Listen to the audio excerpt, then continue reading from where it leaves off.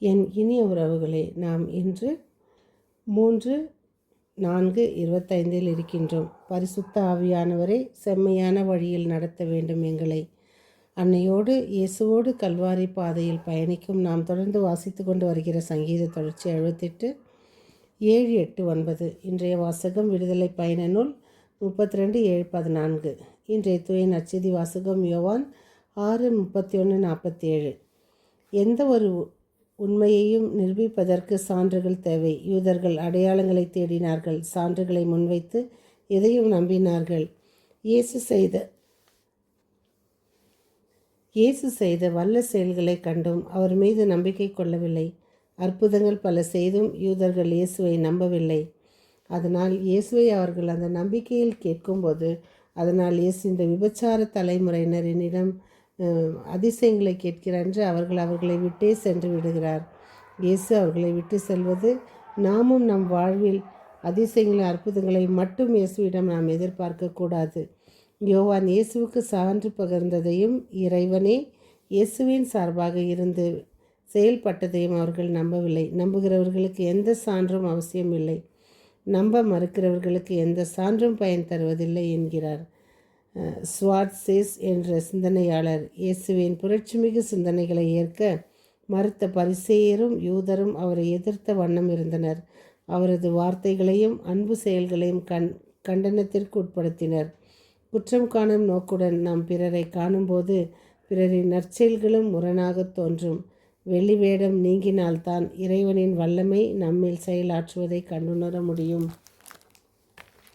இயேசுவின் அந்த பாதையில் அன்னையோடு நாம் தினம் சென்று கொண்டிருப்பது இந்த தவ நாட்களில் இயேசுவின் புதிய பாதையின் கற்களும் முற்களும் தடங்களாக எழுகின்றன. ஒன்றை செய்தாக வேண்டும் என்ற மனதில் முனைப்புத்தான் ஊந்துதல். தான் தேர்ந்து கொண்ட பாதையில் வெற்றி பெற வேண்டும் என நினைக்கின்ற ஒவ்வொருவரும் தனது சிந்தனையின் முதலீட்டாக கொள்ள வேண்டும். முனைப்புத்தான் வாழ்வின் வழிமுறையாக அமைகிறது. முனைப்புத்தான் செல்லும் பாதையில் சறுக்கி விழுதலும் மீண்டும் எழுந்து சாதனை படைக்க தூண்டுகிறது. தடைகளை தட்டி கழிப்பதை விட அவைகளை தகர்த்து விடுவது தான் புத்திசாலித்தனம். இயேசுவும் தடைகளை தகர்த்தெறியும் எண்ணத்தோடு மீட்டெழுகின்றார். இயேசு ஒரு தன்னலமற்ற தலைவர். ஒரு சிறந்த தலைவன் என்பவன் விழுந்தாலும் எழுந்து நடப்பவனாக இருக்க வேண்டும். வீழ்ச்சியை எழுச்சியாக வெல்ல வேண்டும். நம்பிக்கையோடு உன் முதலடியை எடுத்து வை. முழு படிக்கட்டையும் நீ பார்க்க வேண்டிய அவசியம் இல்லை. முதல் படி ஏறு என்று கூறுபவர் மார்ட்டின் லூத்தர் கிங் ஜூனியர். இவர் இயேசுவின் நம்பிக்கை பயணத்தில் முதல் படியில் சறுக்கினாலும் முயன்றெழுகின்றார். லட்சிய பாதையில் வீழ்வது என்பது விபத்து, விழுந்தாலும் எழுந்து நடப்பது என்பதே விருப்பேற்பு. நமது இந்திய சமுதாயத்தில் பொருளாதார சீரழிவுகள், பண மதிப்பிழப்பு, கண்டு கொள்ளப்படாத விவசாயம், பொய்த்து போன மழை, புரட்டி போடும் இயற்கை சீற்றங்கள், இப்படி எத்தனையோ செயல்கள் மக்கள் சொல்லன்னா துயரத்தில் ஆழ்ந்து விழுந்து விடுகின்றனர்.